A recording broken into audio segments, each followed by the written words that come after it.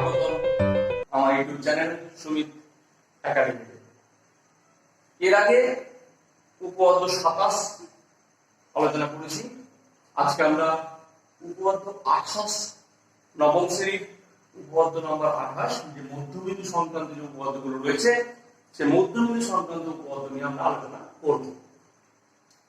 28 নম্বর যে উপপাদ্য রয়েছে সেটা বলছে যে কোন ত্রিভুজের শীর্ষবিন্দুগুলি থেকে বিপরীত বাহুর উপর অঙ্কিত লম্বত্রয় সমবিন্দু। আবার করি, ত্রিভুজের শীর্ষবিন্দুগুলি থেকে বিপরীত বাহুর উপর অঙ্কিত লম্বত্রয় সমবিন্দু। ফুল ফিগারে ছবিটা অঙ্কন করা হচ্ছে। মনে করি যে এ বি সি দেখো একটা ত্রিভুজ, তাহলে এই ত্রিভুজের এই শীর্ষবিন্দু থেকে বিপরীত বাহুর উপর এ ডি, বি বিন্দু হইতে এসি এর উপর বিই এবং সি বিন্দু হইতে এ বি এর উপর সি এ লম্ব টান হয়েছে। তাহলে যা করা হয়েছে সেটা লিখে ফেলি। তাহলে প্রদত্ত লেখা আমাদের কি আছে, এ বি সি ত্রিভুজের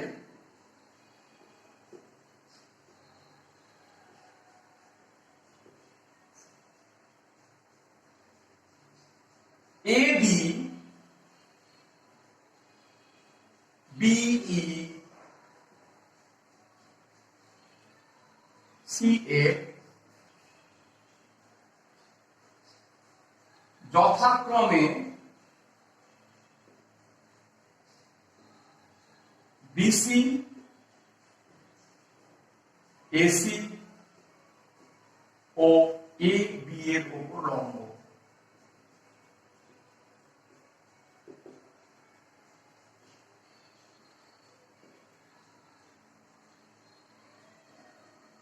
তাহলে এবিসি ত্রিভুজের এডি বিই এবং সি যথাক্রমে বিসি এসি এবং এএফ এগুলো সব বাহুর চিহ্ন দেব, এর উপর লম্ব। প্রামাণ্য কি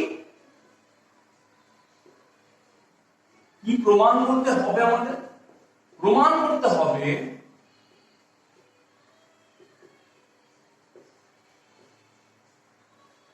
কি প্রমাণ করতে হবে? প্রমাণ করতে হবে যে এডি BE CA সমবিন্দু।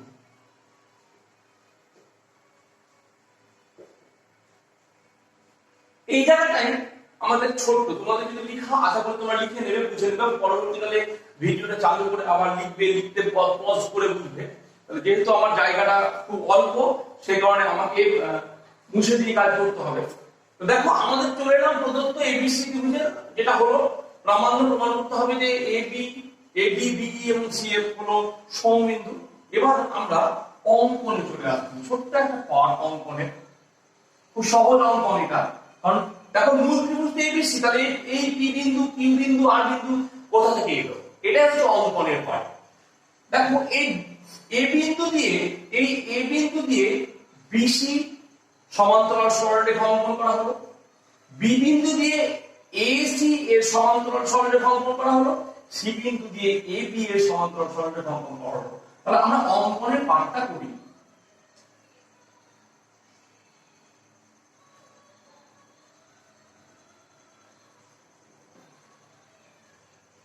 A B C বিন্দু দিয়ে একেবারে লিখে দেবো, নাহলে লেখাটা অনেক বড় হয়ে যাবে। এ বি সি বিন্দু দিয়ে যথাক্রমে BC AC O A B বাহুর সমান্তরাল সরল রেখা অঙ্কন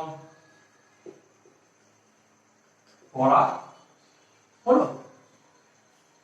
এর ফলে দেখো যখন অঙ্কন করা হওয়ার ফলে তিনখানা সামান্তরিক উৎপন্ন হয়েছে। একটা হচ্ছে এর ফলে A P B C comma দেখো A P B C A B C আর জাস্ট ফর মিনিট অঙ্কন করা হওয়ার পর করা হলো এর ফলে পি কিউ আর ত্রিভুজ গঠিত হয়েছে। দেখো পি কিউ আর ত্রিভুজ মানে এই সরলরেখাটা এখানে এই সরলরেখাটা ছেদ করেছে, আমি ছেদটা না করে বলে দিলাম ডিরেক্টলি লিখে দিলাম যে পি কিউ আর ত্রিভুজ গঠিত হয়েছে এবং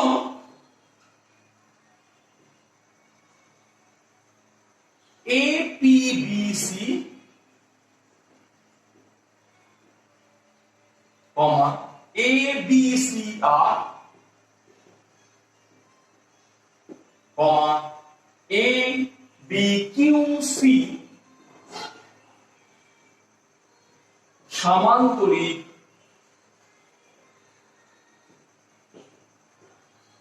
তৈরি হয়েছে।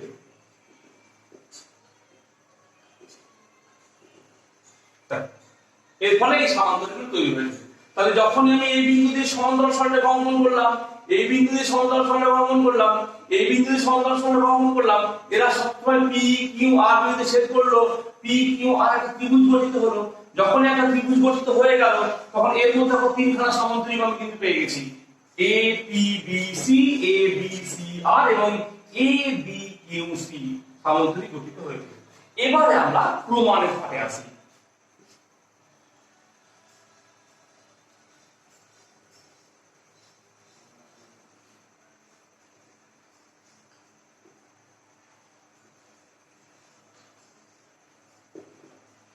আমরা পরপর দুটো সমান্তরাল নিব যে এ পি বি সি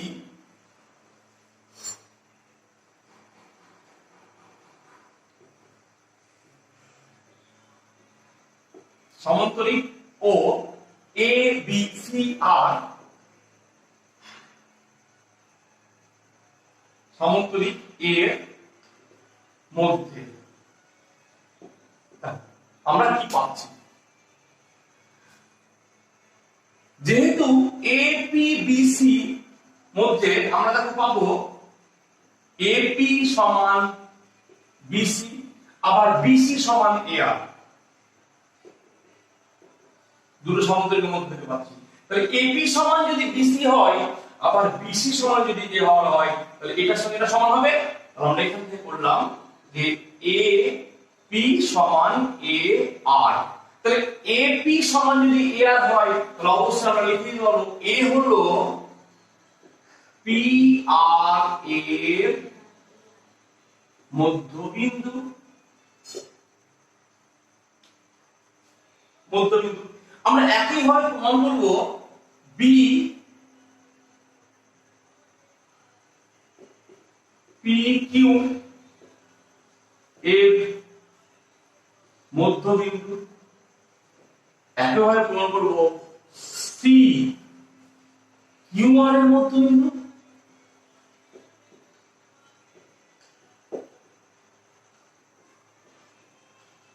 তাহলে সবাই কিন্তু মধ্যবিন্দু আমার কিন্তু প্রমাণ হয়ে গেল। এবার দেখো আমরা কি বলেছিলাম যে কোন ত্রিভুজের মধ্যবিন্দু অর্থাৎ লম্ব সমদ্বিখণ্ডকত্রয় সমবিন্দু, তাহলে যেহেতু পি আর সমান্তরাল বিসি এটা লিখে নেবে,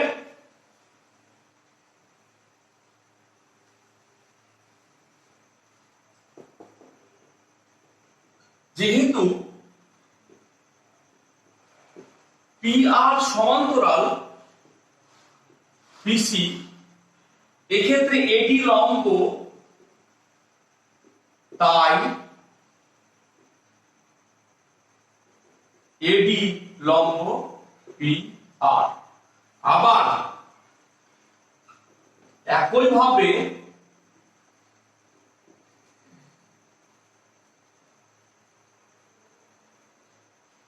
বিই লম্ব পিকিউ, এবং সিএফ লম্ব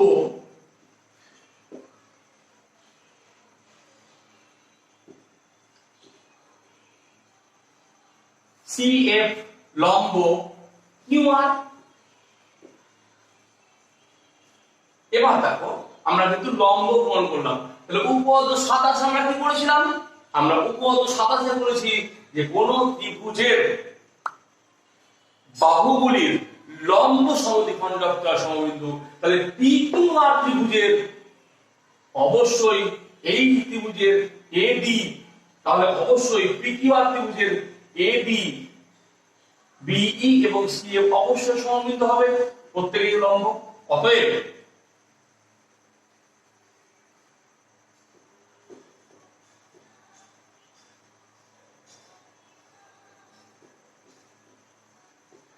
অতএব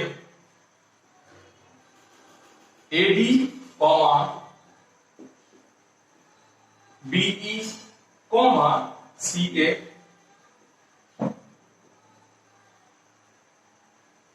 লম্ব ত্রয় সমবিন্দু, অর্থাৎ এ বি সি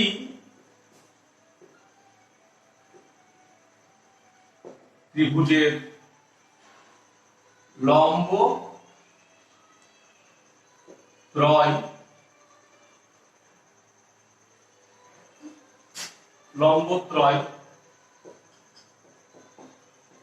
এডি কমা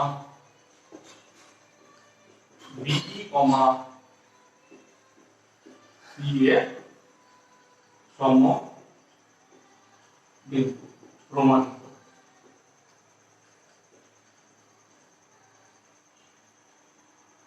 আশা করি তোমরা বুঝতে পেরেছো। না বুঝতে পারলে কমেন্ট করো, আমি সেই পার্টটা আবার বুঝিয়ে দেওয়ার চেষ্টা করব।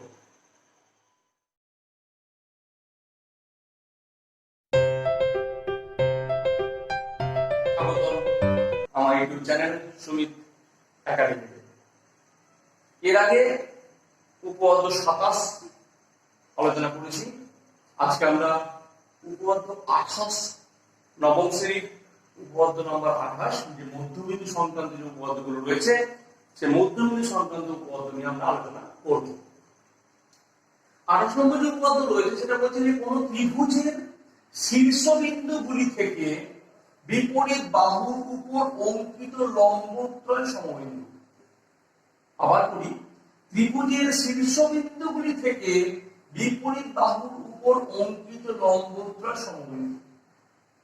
ফুল ফিগারে ছবিটা অঙ্কন করা হচ্ছে। মনে করি যে এ বি সি দেখো একটা ত্রিভুজ, তাহলে এই ত্রিভুজের এই শীর্ষবিন্দু থেকে বিপরীত বাহুর উপর এডি, বি বিন্দু হইতে এসি এর উপর বিই এবং সি বিন্দু হইতে এ বি এর উপর সিএফ লম্ব টানা হয়েছে। তাহলে যা করা হয়েছে সেটা লিখে ফেলি। তাহলে প্রদত্ত লেখা আমাদের কি আছে?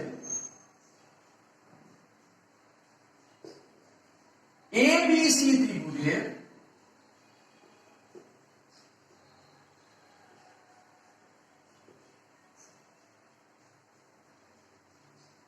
এডি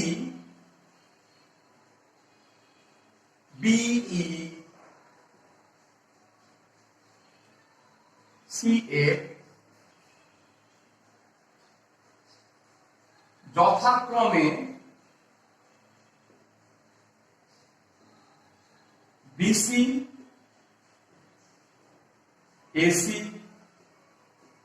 ও এ বি এর উপর লম্ব।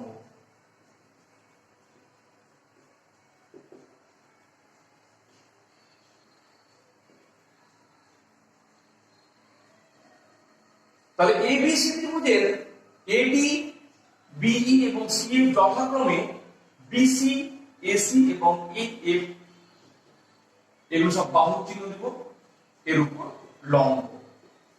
প্রামাণ্য কি? কি প্রমাণ করতে হবে আমাদের? প্রমাণ করতে হবে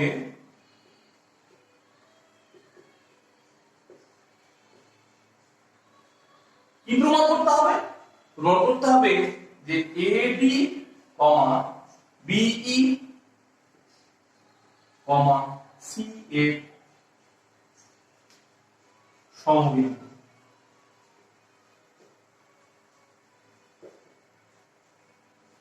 এই জায়গাটায় আমাদের ছোট্ট, তোমাদের যদি লিখা আশা করি তোমরা লিখে নেবে, বুঝে নেবে, পরবর্তীকালে ভিডিওটা চালু করে আবার লিখবে, লিখতে পজ করে বুঝবে। যেহেতু আমার জায়গাটা খুব অল্প, সেই কারণে আমাকে মুছে দিয়ে কাজ করতে হবে। তো দেখো আমাদের চলে এলাম প্রদত্ত ABC ত্রিভুজের, যেটা হলো প্রামাণ্য প্রমাণ করতে হবে যে AD, BE এবং CF হলো সমবিন্দু। এবার আমরা অঙ্কনে চলে আসছি, ছোট্ট একটা পার্ট অঙ্কনে, খুব সহজ অঙ্কন এটা। কারণ দেখো মূল ত্রিভুজ ABC, তাহলে এই P বিন্দু, Q বিন্দু, R বিন্দু কোথা থেকে এলো? এটা হচ্ছে অঙ্কনের পার্ট। দেখো এই A বিন্দু দিয়ে BC সমান্তরাল সরলরেখা অঙ্কন করা হলো, B বিন্দু দিয়ে AC এর সমান্তরাল সরলরেখা অঙ্কন করা হলো, C বিন্দু দিয়ে AB এর সমান্তরাল সরলরেখা অঙ্কন করা হলো। তাহলে আমরা অঙ্কনের পার্টটা করি।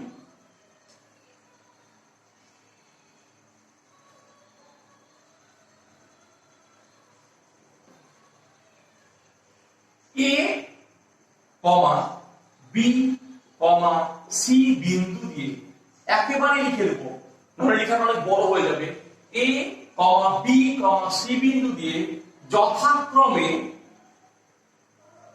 BC, AC ও AB বাহুর সমান্তরাল সরল রেখা অঙ্কন করা হলো। এর ফলে দেখো যখন অঙ্কন করা হওয়ার ফলে তিনখানা সামান্তরিক উৎপন্ন হয়েছে, একটা হচ্ছে এর ফলে A, P, B, C, দেখো A, P, B, C, A, B, C আর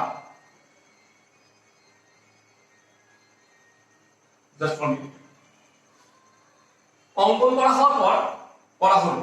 এর ফলে P, Q, R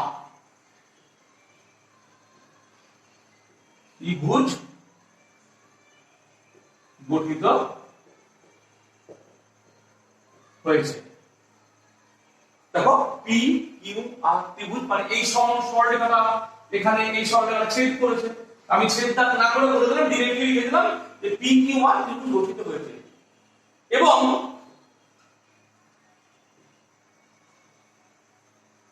APBC,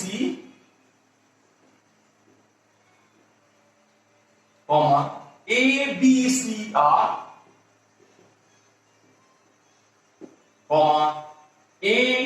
ABQC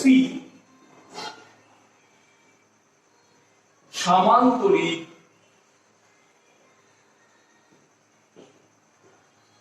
তৈরি হয়েছে।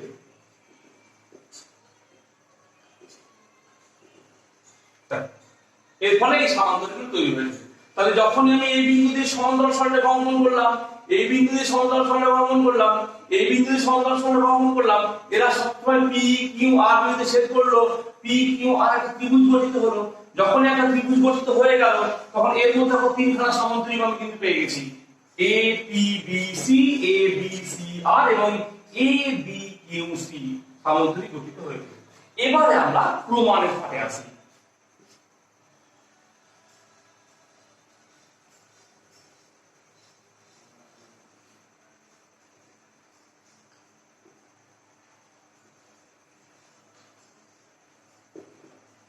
আমরা পরপর দুটো সমান্তরিক নিব, যে APBC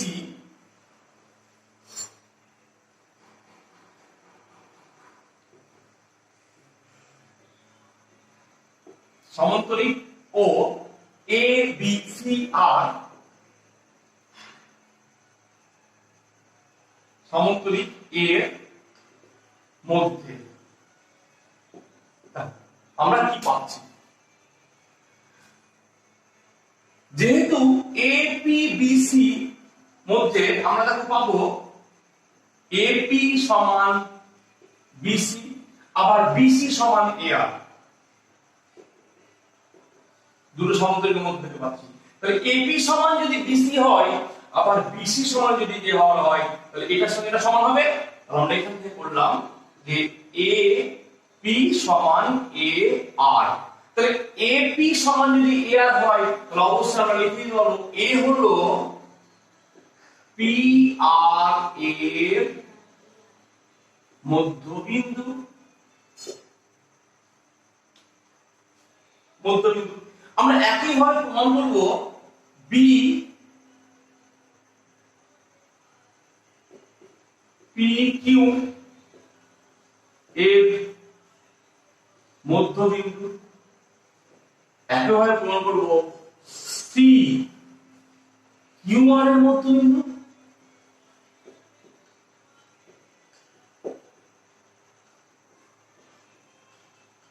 সবাই কিন্তু মধ্যবিন্দু আমার কিন্তু প্রমাণ হয়ে গেল।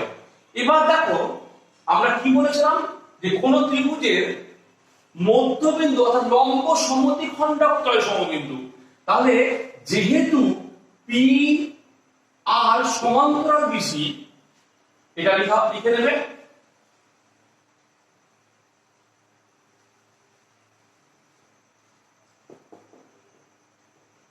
যেহেতু পি আর সমান্তরাল বিসি, এক্ষেত্রে এডি লম্ব, তাই এডি লম্ব পি আর। আবার একইভাবে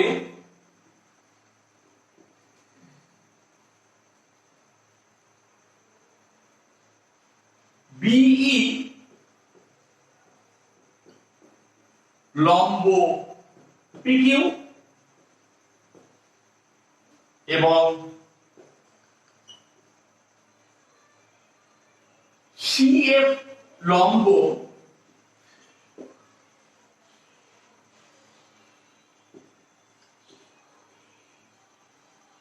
সিএফ লম্ব কিউআর। এবার দেখো আমরা কিন্তু লম্ব প্রমাণ করলাম। তাহলে উপপাদ্য 27 আমরা কি করেছিলাম? আমরা উপপাদ্য 27 এ করেছি যে কোন ত্রিভুজের বাহুগুলির লম্ব সমদ্বিখণ্ডকত্রয় সমবিন্দু, তাহলে পিকিউআর ত্রিভুজের অবশ্যই এই ত্রিভুজের এডি, তাহলে অবশ্যই পিকিউআর ত্রিভুজের এবি, বিই এবং সিএফ অবশ্যই সমবিন্দু হবে, প্রত্যেকই লম্ব। অতএব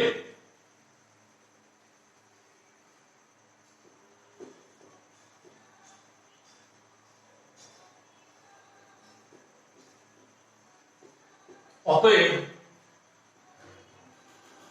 এডি কমা বিই কমা সিএফ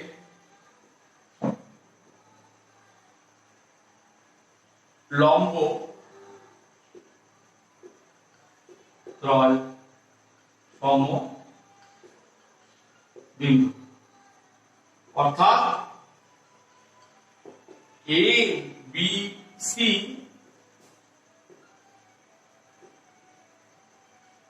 ত্রিভুজের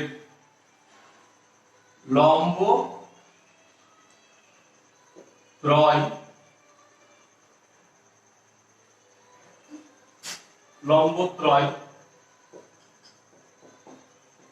এডি কমা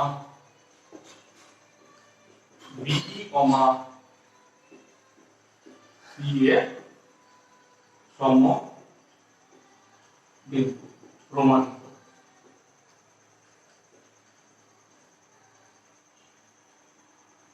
আশা করি তোমরা বুঝতে পেরেছো।